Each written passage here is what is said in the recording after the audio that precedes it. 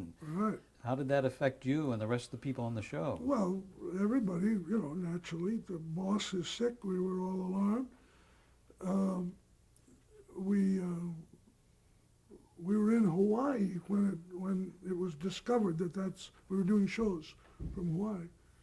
It discovered he had lung cancer. When we got back, he went in for the operation, and so I got people to.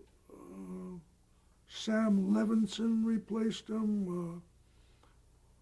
A whole bunch of those people, that do that sort of thing. Faye Emerson, I think, came in. And then there was a surprisingly short recovery period considering the severity of the operation. And he was back doing his stuff again. And of course, like everything else that happened to Arthur, it was show material.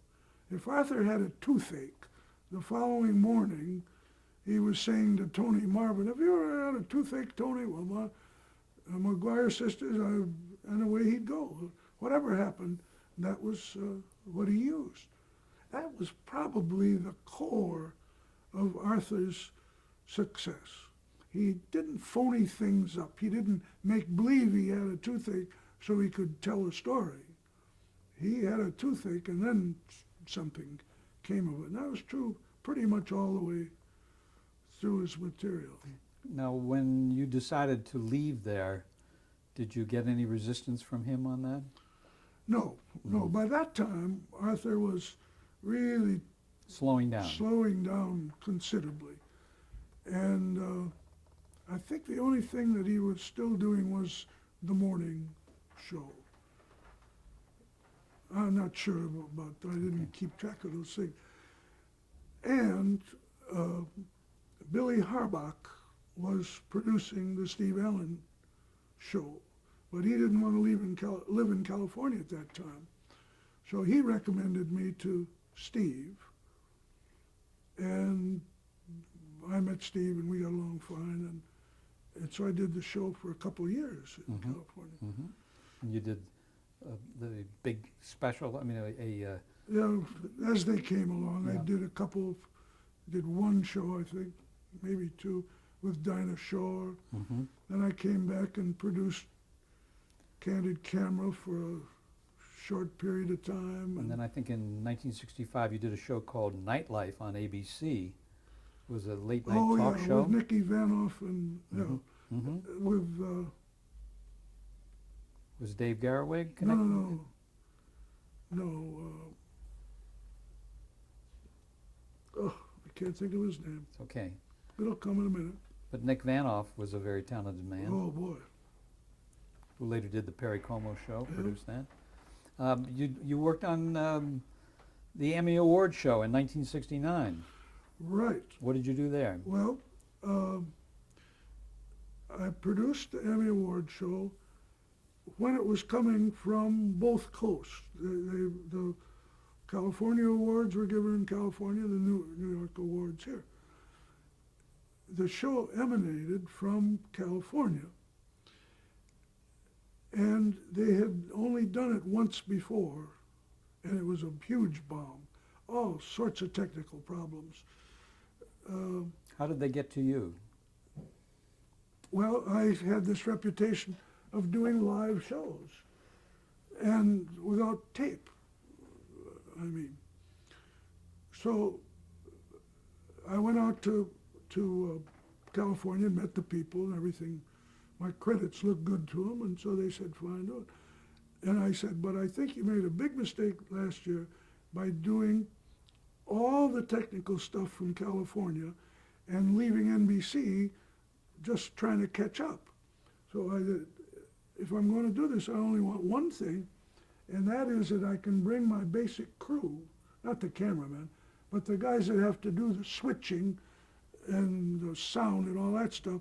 I want to bring them out there so that they can sit with their counterparts and discuss all these problems. They go, oh, it'll cost a fortune, airplane tickets. And I said, man, I don't know how to do it any other way. It's tough enough to communicate all these technical things when you're a nation apart. So they said, okay. And CBS said, we don't even care about the budget. The last year was so bad that if this year isn't good, there aren't going to be any more Emmy shows, at least as we know them today. So fix this stuff. So I went out and I brought the guys that are going to be in the truck and with the dials and all that stuff. And they sat for a couple of days talking to the fellows who were doing the West Coast thing. And it worked. We had a wonderful show. We came out on time. There wasn't a single glitch in that whole 2 hours, hour and a half it was then. Not a single one. Technically, it was right.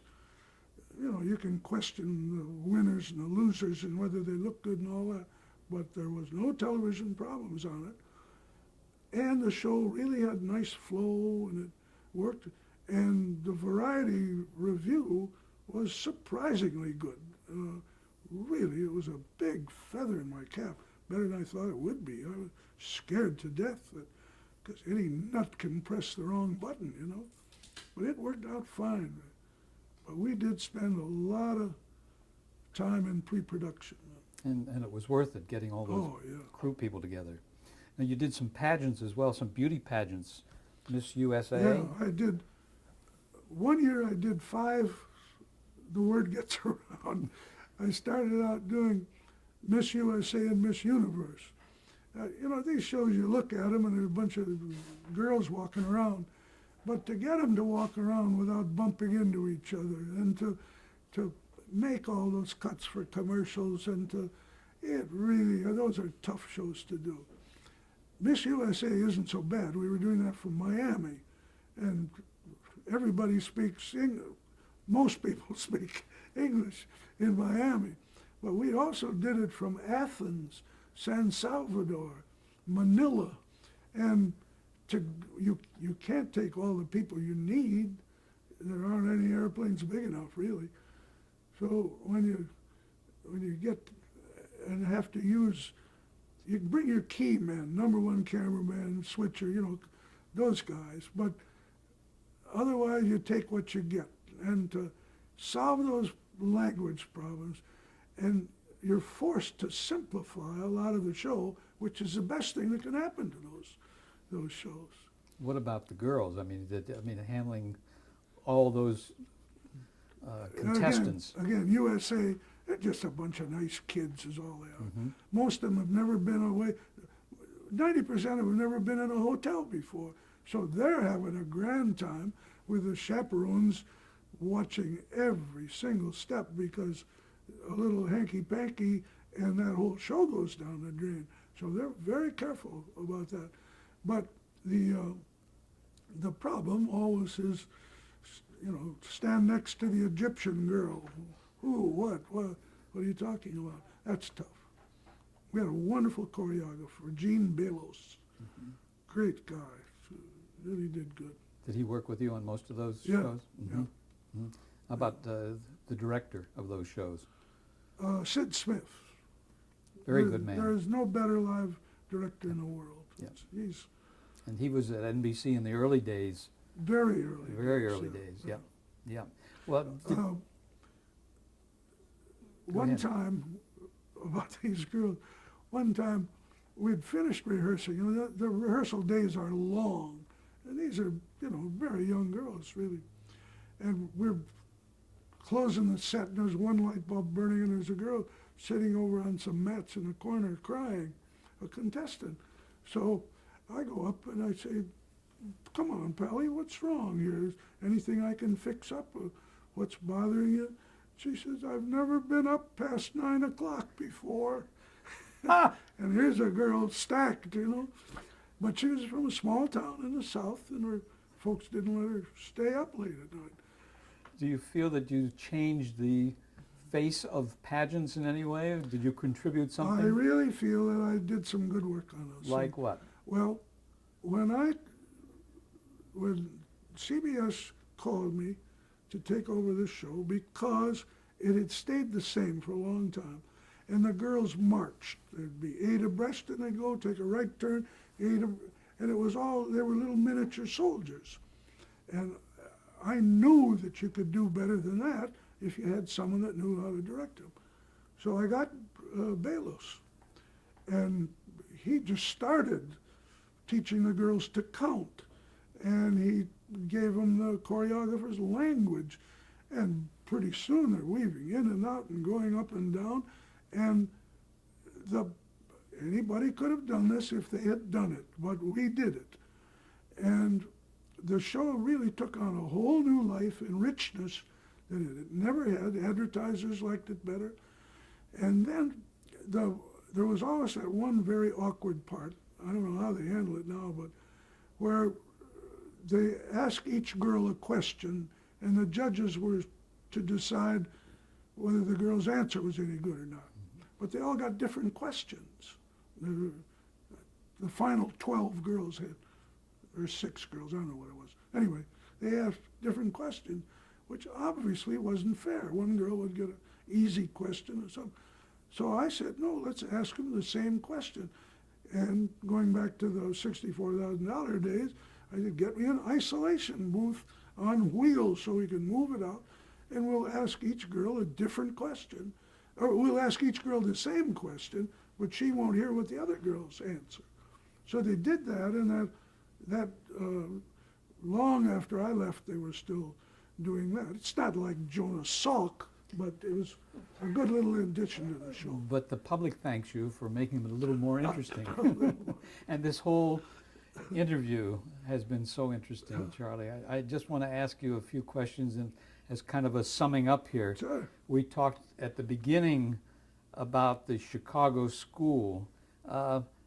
Why did all the work in Chicago get that kind of a nomenclature on it? Well, there were the 3 most popular shows in Chicago at one time was Garraway at Large, Kukla, Fran and Ollie, and Stud's Place. And they were all had that improvised, make it up as you go along, be natural, don't be show businessy. None of those shows had audience applauding. There wasn't guys in tuxedos doing the MC work. They were more simple. And real. Yeah, I guess so. And so that they had other shows that had that feeling, but those 3 shows were the ones that really founded it. It was a good thrust. Do you think that they formed a basis for educating other television people on how to do shows, seeing those shows on I the air? don't know. Probably it gave them, they might made them a little more willing to take chances, not be so script bound. But now, when it got so expensive, the script the advertiser wanted to know what you were going to say. He didn't want. How would a guy spend the money they're spending now? And he said, what's going to happen? You say, well, the guy's going to come out and talk. You can't do that. I'm going to ask you what you think represents television at its best. Well, I haven't any idea how to. There are so many grades and divisions and stuff. It's awful tough to say. If you were to say, what's the best interview show, I'd say Charlie Rose. I think he's brilliant, graceful, knowledgeable. He's a marvelous. There isn't anyone that can approach him, I think. So you watch him quite a bit? Yeah. What else do you watch? I watch television? Charlie Rose. Do you watch any sitcoms? No, I don't have any. Law and Order is never missed in this house. I can miss it occasionally, but my wife will not exist another day if she doesn't see Law and Order. The Hill Street Blues, I think, is a marvelous show. What else do I like? NYPD? Yeah, NYPD, NYPD Blues. And we should, at this point out that your wife is Amy, Yes. and that No, you're Our Lady off camera, and that she's a charming person yeah, with a fashion background. all those things. And you lost your first wife, didn't Yes. you, I think? And as she Yeah. was married to Milton Green, the Right, photographer, and photographer. she lost him. How did you Yeah. two get together? How did you meet? Some years later, we ran across each other. We had seen each other, at parties and things like that. But she was coming out of her office, and I was walking down the street, and The romance began, romance began. and I can see that it's quite a romance. What do you think is Dave Garroway's legacy? I mean, all the work that he did. Do you think he's going to be remembered? I don't think anybody's really going to be What about remembered. Godfrey? Don't you think he's? No, not at all. Really? Nobody remembers Arthur Godfrey. They don't have any tapes of him in the museum. Arthur Godfrey just disappeared as if he never existed. It's staggering. There hasn't been any one half-assed novel. Nobody has written a definitive, not definitive, no one's written a book about him. And here was a guy that commanded every phase of the business not that many years ago. Scary, isn't it? Jack Paar, Yeah. nobody cares about Jack Yeah. Paar. People who remember him are fewer and fewer. Johnny Carson occupies kind of a unique position. He probably will be remembered. How do you envision television in the next century? Have you given that any thought? I really haven't given it any thought. I have a feeling that it's not going to be a whale of a lot of difference, really, because the stories to be told have all been told time and time again, from Shakespeare on up there still, the boy and the girl, the father doesn't like him, and blah, blah, blah. Those are the stories you're going to see in the soap operas. What else is there? There's greed, there's sex, there's money, and love. Now you play variations on those themes, you'll end up. Now there'll be a lot of stuff that I can't even imagine with digital this and that, but I'm not up to computers yet. Tell me how you'd like to be remembered, Charlie. Well, I'd like to be remembered as a good craftsman, some imagination, maybe a little more than other craftsmen, but none of that, nothing. You can't really be an artist producing beauty pageants.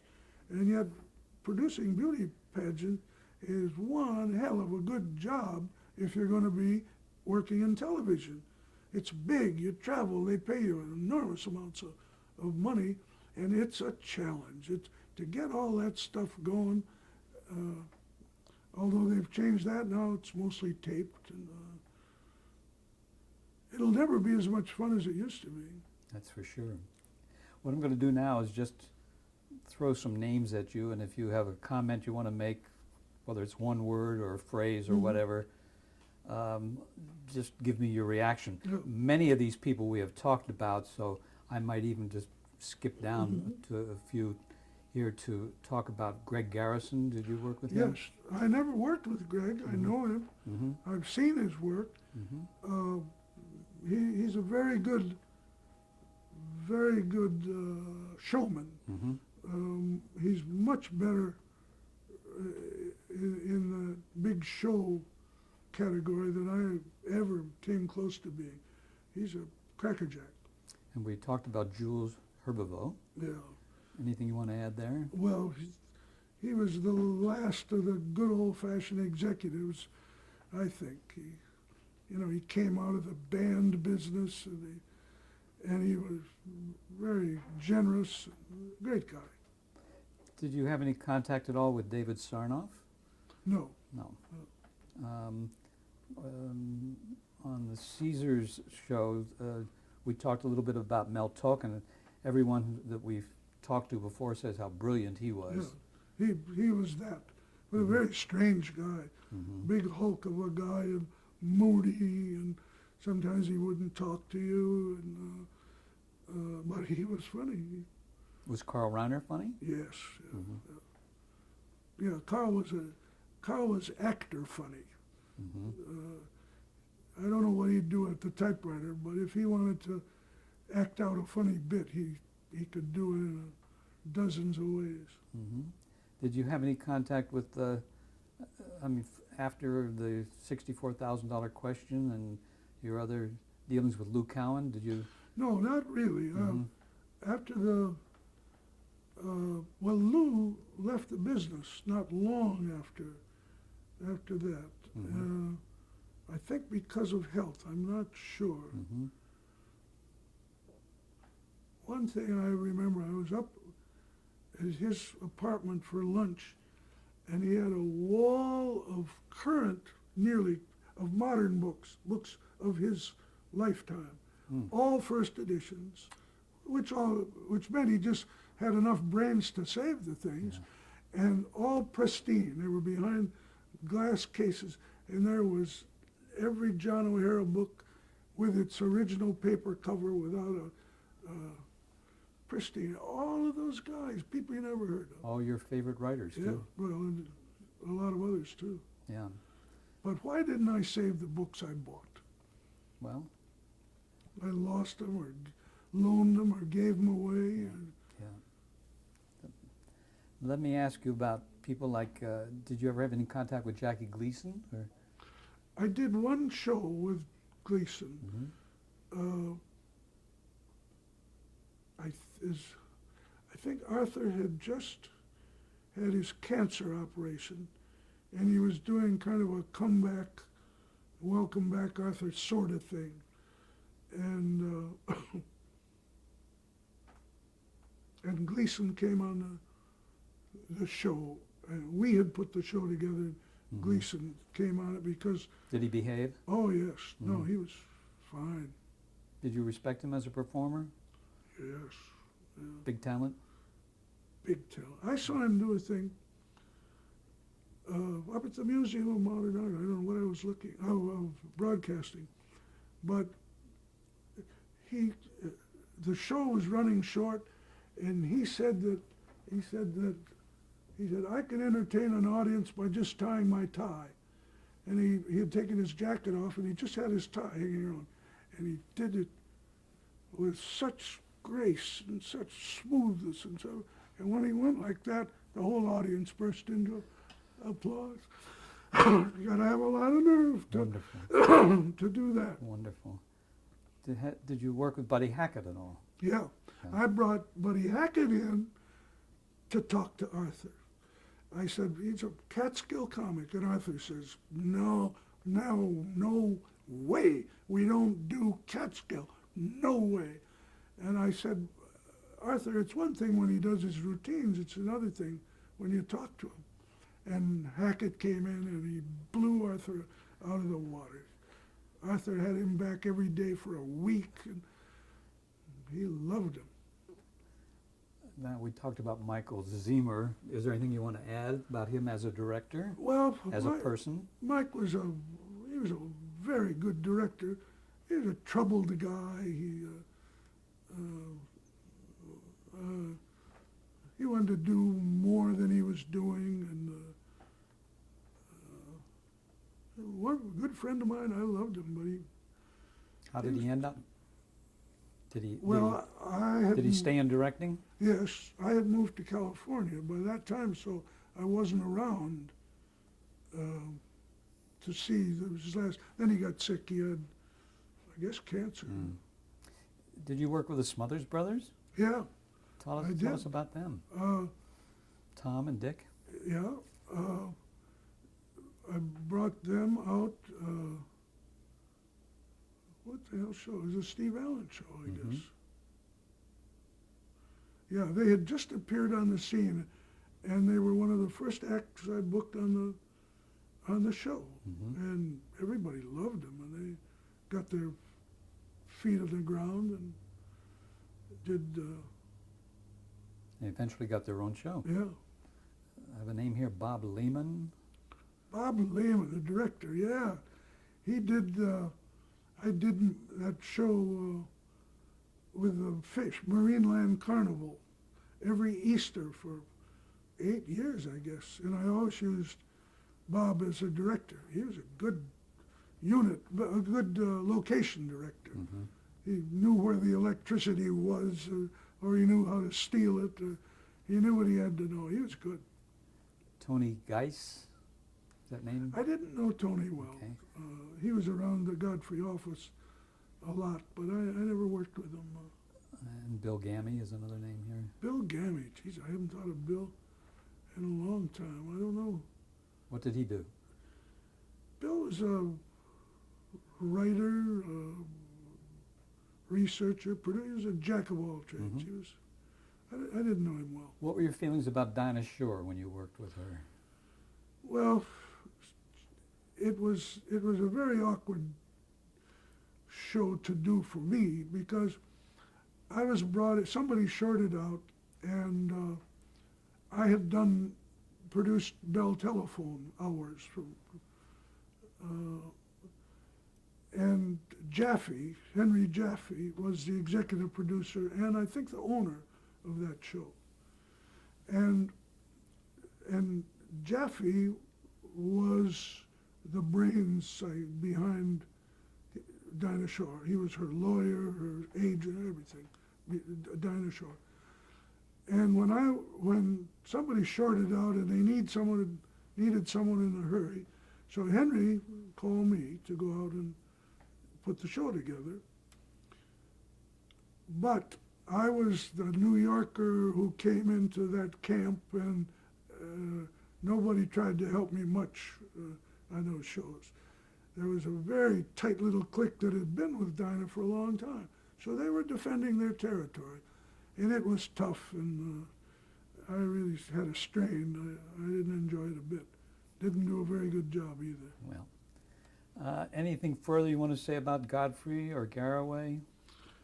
Well, I tell I you think it's what, all been said, hasn't it? I guess so. All right. And the thing people forget is when you're the key person in an organization that goes like that, you don't have much time to go playing kissy-kissy with Yes. people.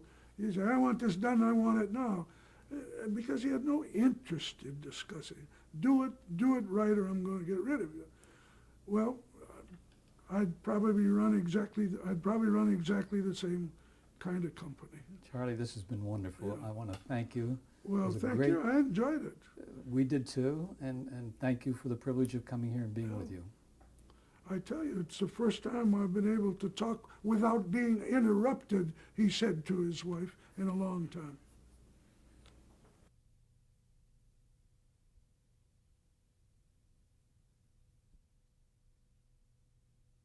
He knew where the electricity was, or he knew how to steal it.